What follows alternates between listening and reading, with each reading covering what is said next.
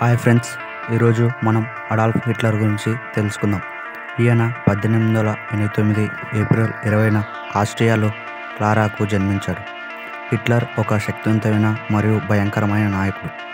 రెండవ ప్రపంచ యుద్ధానికి ముందు హాలోకాస్ట్ లక్షలాది మంది యూదులను మరణంకు దారితీసింది. యూదులు ఉండకూడదని ఈయన సిద్ధాంతం. ఇంకా అంగవైకల్యం లాంటి వారిని కూడా చాంబర్లో పెట్టి చంపించేవాడు.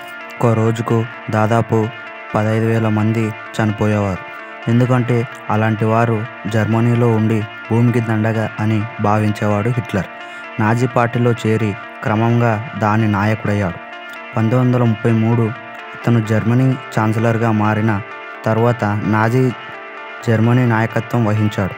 హిట్లర్ నాయకత్వంలో నాజీ పాలనలో యూదులు మరియు ఇతర బాధితులు సహా మిలియన్ల మందిని చంపేశాడు.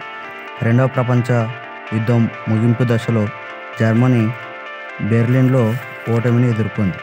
అప్పుడు తన ప్రైవేట్ అపార్ట్మెంట్లోకి వెళ్ళి సైనైడ్ మందును తను ఎంతో ఇష్టపడి పెంచుకున్న కుక్కపైన ప్రయోగించాడు. అప్పుడు అది విలవిలలాడుతూ చనిపోయింది. హిట్లర్ తన ప్రియురాలకు సైనైడ్ని తినిపించాడు. అప్పుడు తను కూడా చనిపోయింది.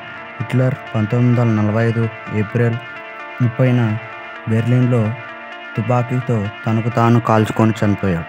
అప్పుడు హిట్లర్ కథ ముగిసింది. ఇప్పటికీ హిట్లర్ని అభిమానించే వాళ్ళు లక్షల్లో ఉన్నారు. ఈయన లేకపోతే ఇష్టానుసారంగా బ్రతికేవాళ్ళని, సమాజంలో ఒక వ్యవస్థ అంటూ అంత అడ్డదిడ్డంగా అయిపోయిందని వాదించే వాళ్ళు ఉన్నారు. హిట్లర్ ఒక కిరాతకుడు అన్నది వాస్తవం. Thanks for watching.